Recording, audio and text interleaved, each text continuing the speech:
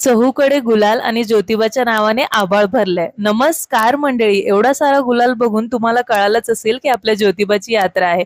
कुठे चला सांगते पुढे. आपण आलोय ठाण्याच्या मनोरमा नगर इथे, जिथे देवाचं सुंदर असं मंदिर आहे. याचा मिनी ब्लॉग मी ऑलरेडी अपलोड केलेला आहे. नसेल बघितला तर नक्की जाऊन बघा. जत्रेनिमित्त खूप छान सजावट रोषणाई करण्यात आलेली. जत्रेला जशी प्रसादाची नारळ हार फुले पेढे यांची दुकानं असतात ना, तशीच होती. आरती चालू होती देवाची. नंतर सासनकाठी निघाली. पालखी छान सजवली होती. देवाची काठी आणि पालखीला हात लावले म्हणजे मनामध्ये आपोआप गुलाल उधळतो आनंदाचा. खूप गर्दी होती दर्शन घ्यायला.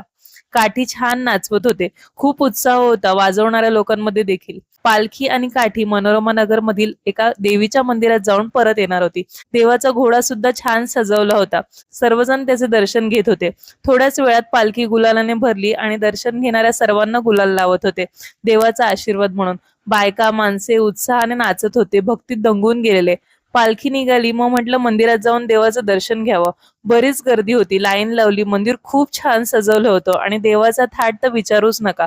एकदम ऐटीत आपल्या दख्खनचा राजा बसला होता आपल्याला दर्शन देण्यासाठी. देवाचं रूपच साजिरा आणि बघत राहावं असं. मन भरून दर्शन घेतलं देवाचं.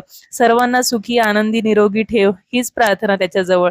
संध्याकाळी पालखीचा रंग अजून चढला होता. वेगवेगळी आतिषबाजी आकाशामध्ये बघायला खूप छान वाटत होतं आणि गुलालामध्ये रंगलेले ज्योतिबाचे भक्त. तुम्हाला आजचा मिनी व्लॉग कसा काय वाटला नक्की सांगा. ज्योतिबाच्या नावानं चांग भलं.